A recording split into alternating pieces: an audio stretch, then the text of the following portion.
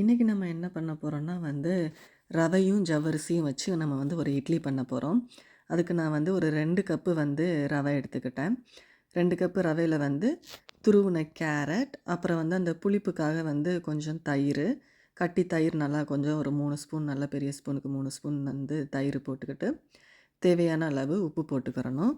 அதுக்கப்புறமா நம்ம ஜவ்வரிசி ஒரு 1 ஹவருக்கு முன்னாடியே நம்ம ஊற வச்சு வச்சுக்கிறணும். நல்ல பொடி ஜவ்வரிசியாக இருக்கணும்.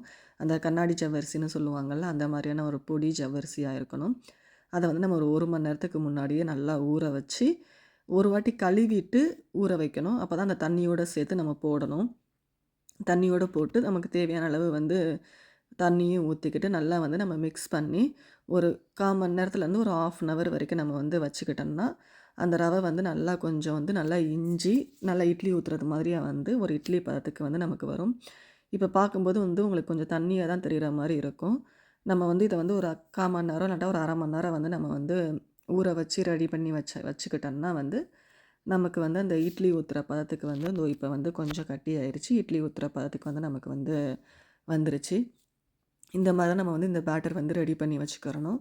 ரெடி பண்ணி வச்சுக்கிட்டு நம்ம இட்லி தட்டில் நெய்யாவது எண்ணெயாவது ஊற்றி தேய்ச்சி வச்சுக்கிட்டு, சில பேருக்கு துணி போட்டு அவிப்பாங்க. இது துணி போட்டு அவிக்கிற தட்டு கிடையாது. இது எண்ணெய் தடவி அவிக்கிற தட்டுங்கிறதுனால, இதில் நான் நெய் ஊற்றி, அதில் நம்ம இப்போ ஊற்றி நம்ம எடுத்தோம்னா இட்லி ரவை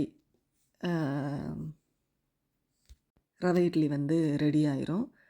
இது நல்லா சாஃப்டாக இருக்கும். சின்ன பசங்களுக்கு மெயினாக இப்போ 1 இயரில் இருக்கிற அந்த குழந்தைங்களுக்கெல்லாம் நமக்கு இதை தாராளமாக கொடுக்கலாம். நல்லாவே உங்களுக்கு சாஃப்டாக இருக்கும். இன்னும் உங்களுக்கு நல்லா சாஃப்டாக வேணும்னா பேக்கிங் சோடா போடணுன்னாலும் போட்டுக்கிடலாம். நான் பேக்கிங் சோடா போடாமல் தான் பண்ணுனேன். இது நல்லா சாஃப்டாக இருந்தது. சின்ன பசங்களும் நல்லா விரும்பி சாப்பிட்டாங்க. இதை நான் ஃபஸ்ட் டைம் இந்த மாதிரி ஒரு இட்லி ட்ரை பண்ணேன். ஓரளவுக்கு நல்லாவே வந்திருந்தது. டேஸ்ட்டும் நம்ம வேறு இட்லி, நம்ம அரிசி மாவு இட்லி சாப்பிட்றதுக்கு இது டேஸ்ட்டு டோட்டல் டிஃப்ரெண்ட்டாக இருந்துச்சு.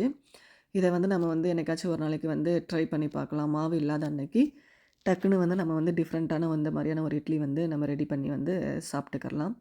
இப்போ நான் இட்லி அவிச்சு எடுத்தாச்சு. எடுத்து இதை கொஞ்சம் ஆறுனதுக்கப்புறமா நம்ம ஸ்பூன் வச்சு எடுத்தோம்னா ரொம்ப அழகாகவே ஒரு கேக் மாதிரியான ஒரு டேஸ்ட்டில் இருந்துச்சு. இட்லி மாதிரி இல்லை, ஒரு கேக் மாதிரி அந்த மாதிரியான ஒரு டேஸ்ட்டில் இருந்துச்சு. இதுக்கு நான் சாம்பாரும் சட்னியும் ரெடி பண்ணி வச்சுருந்தேன். ரெடி பண்ணி வச்சு பசங்களுக்கு கொடுத்தோன்னே அவங்களும் ரொம்ப டேஸ்ட்டாக இருக்குன்னு சொல்லி சாப்பிட்டாங்க. நீங்களும் இதை ட்ரை பண்ணி பாருங்கள். ட்ரை பண்ணி பார்த்துட்டு எப்படி இருக்குன்னு கமெண்ட் பண்ணுங்கள். இந்த வீடியோ பிடிச்சிருந்துச்சுன்னா லைக் பண்ணுங்கள். பாய்.